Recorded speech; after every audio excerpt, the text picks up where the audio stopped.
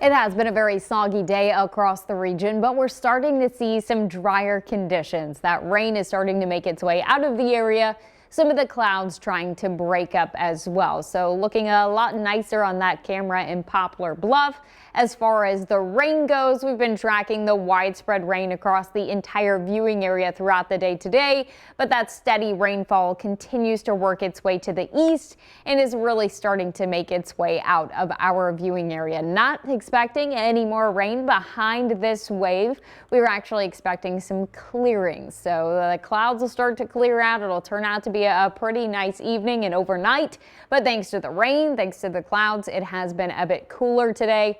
Temperatures right now running in the 60s for a lot of us. Some of us still holding on to the 70s.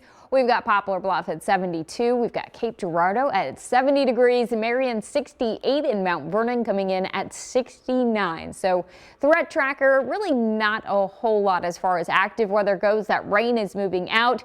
There could be a stray shower as we head into Friday. And then, of course, we're talking about that big cool down once we get to the weekend. All of this thanks to a couple of cold fronts.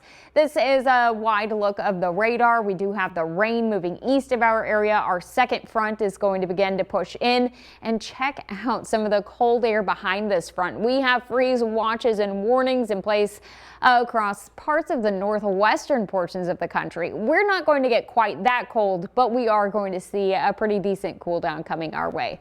Tonight, clouds start to clear out, not going to track any active weather. By the time we get to Friday morning, we're talking about some cooler temperatures running in the upper 40s and low 50s as we start the day. Throughout the day on Friday, it doesn't look too bad. We should see a decent amount of sunshine with high temperatures climbing back up close to 70 degrees.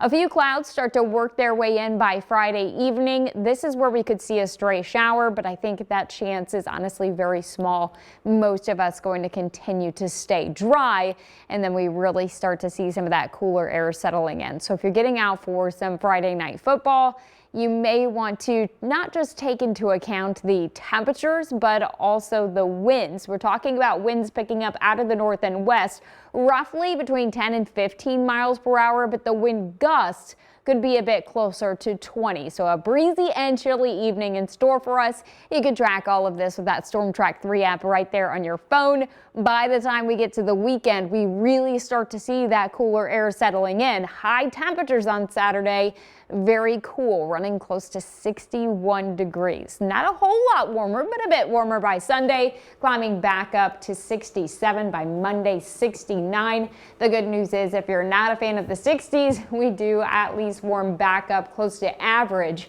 by the middle of next week. The bad news is that's also short-lived. We'll see the 60s coming back by next weekend.